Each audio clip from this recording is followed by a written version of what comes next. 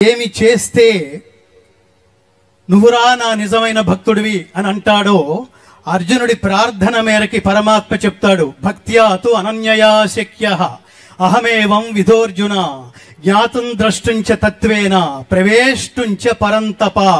ఒక్క తులసి దళానికే పరమాత్మ ఎంత అనుగ్రహించాడో మనందరికీ తెలుసు. కాబట్టి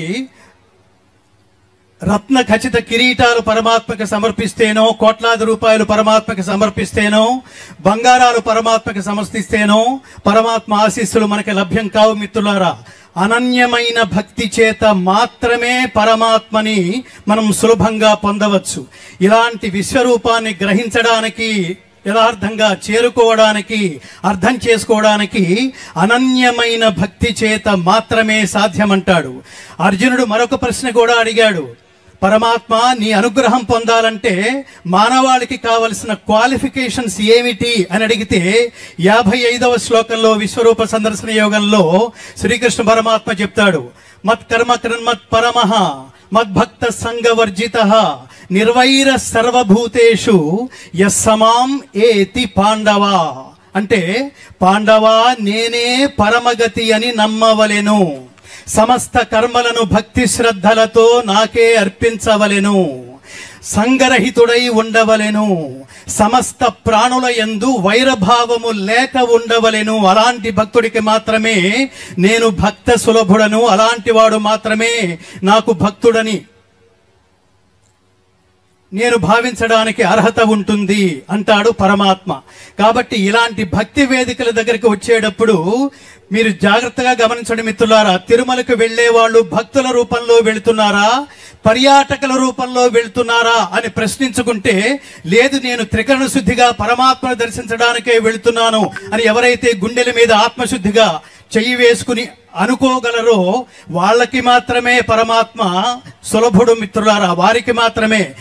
ప్రారంభంలో చెప్పుకున్నట్టుగా ఎవరైతే లోక కళ్యాణం కోసం ఆలోచిస్తారో, పరమాత్మ నీ నుంచి నాకేమీ అక్కర్లేదు, నేను ఈ జాతికి ఏమి చేయగలను, పరమాత్మ నువ్వు నాకు ఇచ్చిన శక్తుల్ని నేను తిరిగి జాతి కోసం ఎలా ఖర్చు పెట్టగలను నాకు చెప్పు, ఆ వివరణ కోసమే తిరుమలకి నేను నీ దర్శనానికి వచ్చాను అని కనుక పరమాత్మని మొక్కుకోగలిగితే నీకు జాతికి రెండిటికీ కల్పించేస్తాడు. అదే పరమాత్మ తత్వం. భక్త్యాతు అనన్యయా శక్యః అహమేవం విధోర్జున జ్ఞాతుం ద్రష్టుంచ తత్వేన ప్రవేష్టుంచ పరంతప. ఒక్కసారి భగవద్గీత చదువుతుండండి మిత్రులారా. నేను ఎప్పుడో ఒక విషయం చెప్తుంటాను. ఆంధ్ర తెలుగు రాష్ట్రాల్లో పుట్టినందుకు ఒక పోతన పద్యం, భారతదేశంలో పుట్టినందుకు ఒక భగవద్గీత శ్లోకం మనం నేర్చుకోకపోతే బలా గొప్ప ఆధ్యాత్మిక శక్తిని మనం చేకూర్చుకోవడం, సమకూర్చుకోవడంతో పాటు ఈ దైవజ్ఞుల ఆశీస్సులు పరమాత్ముడి సమక్షంలో మనందరికీ అందించడంతో పాటు తిరిగి లోకానికి కూడా మనం చేయవలసినంత చేయాలి. Give back to the society అంటే అర్థం ఇదే మిత్రులారా. ఇలాంటి విశేషమైన కార్యక్రమాన్ని ఏ మహాత్ముడి సంకల్పం వల్లైతే ఈ రోజు మనం వీక్షించగలుగుతున్నామో కన్నుల పండుగగా, ఆ మహానుభావుడి పేరే మాన్య ముఖ్యమంత్రి వర్యులు శ్రీ నారా చంద్రబాబు నాయుడు గారు. మీరందరూ ఇక్కడ ఒక్కసారి మీ ఆత్మశుద్ధిగా కరతాళధ్వనులతో చంద్రబాబు నాయుడు గారికి మీరు స్వాగతం పలకవలసిందిగా, మీ కరతాళధ్వనులతో వారిని ఆశీర్వదించవలసిందిగా, పరమాత్మ ఇచ్చిన శక్తుల్ని మరింత రెట్టించిన ఉత్సాహంతో Swarnandhrapradesh within no time స్వర్ణాంధ్రప్రదేశ్ని, మన రాష్ట్రాన్ని స్వర్ణాంధ్రప్రదేశ్గా తీర్చిదిద్దటంలో ఆ మహానుభావుడు ఇప్పటికే తన జీవితాన్ని ప్రపంచానికి, తెలుగు ప్రపంచానికి అంకితం చేసిన నేపథ్యంలో ఇవాళ ఈ విశిష్టమైన కార్యక్రమం అమరావతి ఈ పట్టణంలో, ఈ అమరావతి వేదికగా